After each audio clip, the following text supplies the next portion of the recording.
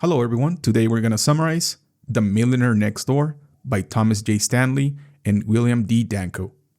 According to a survey done by Ramsey Solutions, you know that guy, Dave Ramsey, the top 5 careers of self-made millionaires in America are engineers, accountants, which are CPAs, teachers, management, and attorneys. This survey is very surprising to many people because teachers that are ranked at number 3 are in a higher position than doctors. But many of the reasons that high-income earners don't become millionaires is because they are high spenders and they don't actually accumulate wealth. Remember that it's not about how much you make, but how much of that money you keep. In this summary, you will learn what it takes for a regular person to achieve millionaire status even with an average salary. The first takeaway from this book is many millionaires don't live the high life. They budget wisely to maintain their affluence. If you were a millionaire, you wouldn't hesitate to wear Prada and drink champagne every day for breakfast, right? But despite the stereotypes, many actual millionaires purchase fewer expensive items than you do, and they are happy doing so. If you want to become a millionaire, you got to learn to save responsibly at the moment when you first start earn more money than you need to live on. The majority of self-made millionaires have modest backgrounds and achieve great wealth by saving their monthly earnings and avoiding spending cash on stuff they don't need. This simple rule is one way you could become a millionaire without even actually making $1 million a year. People become millionaires by controlling their budget and maintaining their affluence in the same way. They are also practiced at thinking long-term and planning for the future. A survey of millionaires found that for every 100 millionaires who were budgeting and thinking about their financial future, there were 120 millionaires who certainly were. Planning and structuring expenses is key if you want to become a millionaire. To start, set a goal, such as having a certain amount of cash tucked away for retirement. Then, budget your expenses, living costs, and investments. Mrs. and Mr. Rule are millionaires, and their main goal is to be financially independent when they retire. By that time, they want to have some $5 million. To make this happen, the couple cleverly allocates their time and money so they can continue to invest in their business while earning and saving money that can be used toward real estate purchases or home renovation projects.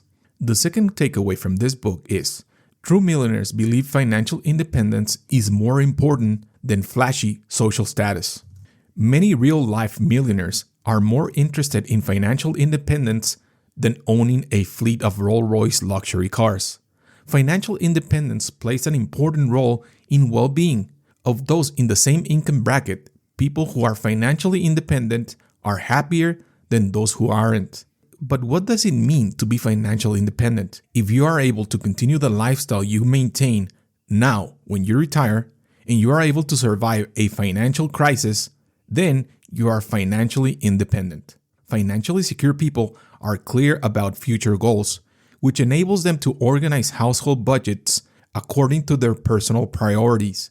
Let's revisit the Rule family again. Mrs. Rule is happy and financially secure. Even if she suffers a physical injury, she will never be financially dependent on anyone. She's even in the position to put funds aside for her grandchildren, who she hopes will graduate college one day. Many people can picture the prototypical American millionaire, the big hat, no cattle type. That is, a person that looks like a rich rancher but doesn't actually own any cattle. They drive luxury cars but earn average incomes. And even if they earn a decent income, they struggle to accumulate wealth. In other words, these millionaires don't have as much money as you'd expect. To calculate the expected wealth of a person, use this equation. The person's age multiplied by the pre-tax annual household income divided by 10. For example, Mr. Friend earned $220,000 one year. Since Mr. Friend is 48 years old, his expected wealth will be 48 multiplied by $220,000. Then divide that by 10, which equals $1,060,800. But by squandering his cash on luxury goods, Mr. Friend's actual net worth is less than $260,000. He's no millionaire. In fact, He's a big hat, no cattle guy, also known as under-accumulator of wealth, UAW. In simple terms, he's not worth as much as he could be. The third takeaway from this book is millionaires know where and how to spend their cash. Invest in what you know. How do millionaires choose what to invest in?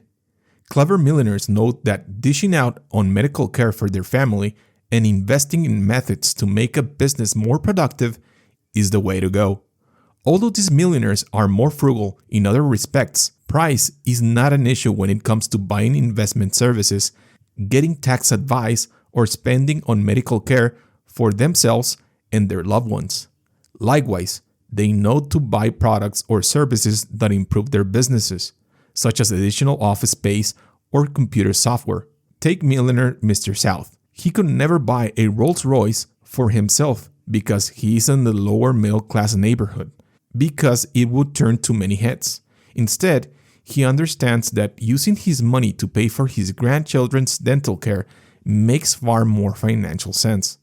Smart spending also means smart planning. Millionaires spend a greater amount of time planning investments and often reap more benefits from them than those who neglect to plan. Moreover, if you want to increase your wealth by investing in specific businesses, you'll need to plan as well as get some expertise.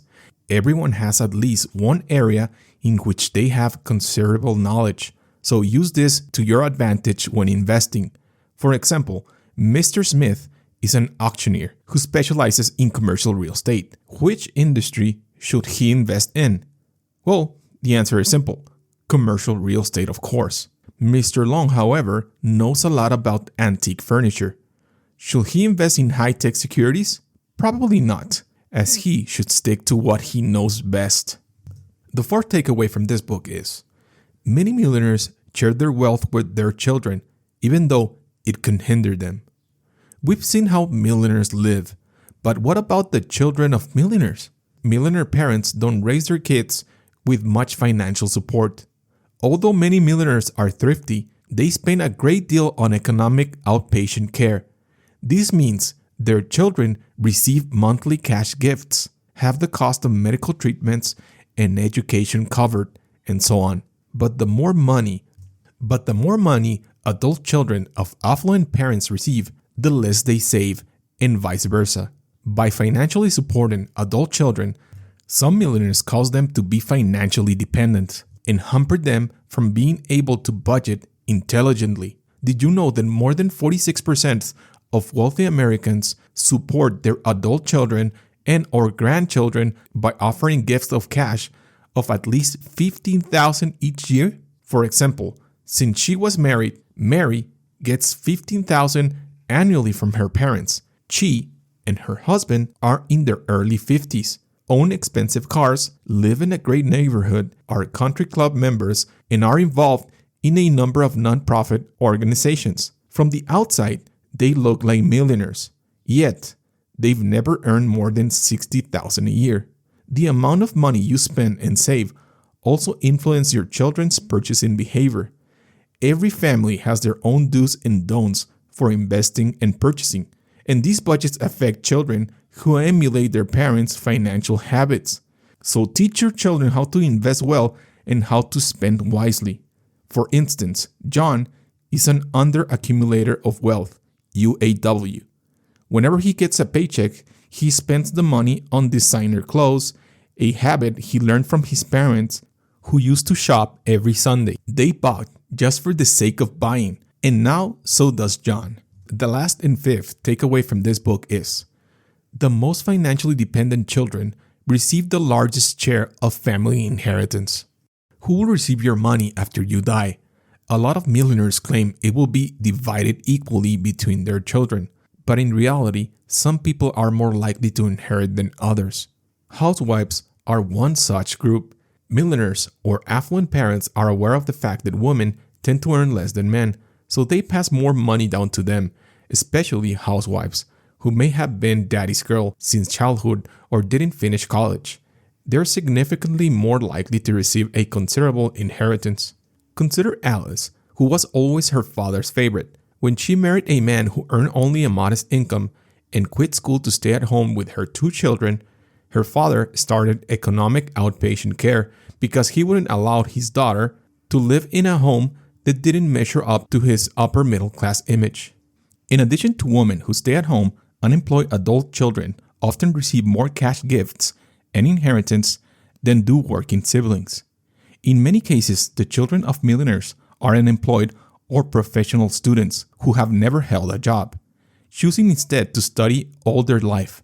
Parents regard these children as requiring more financial support than their more independent siblings. Many cash gifts are also drawn from overfunded college savings accounts, which, when a child quits school, were no longer needed. Take Paul and Peter, brothers and children of a millionaire couple. Paul became an entrepreneur and moved far away from home and became financially independent as he refused cash from his parents.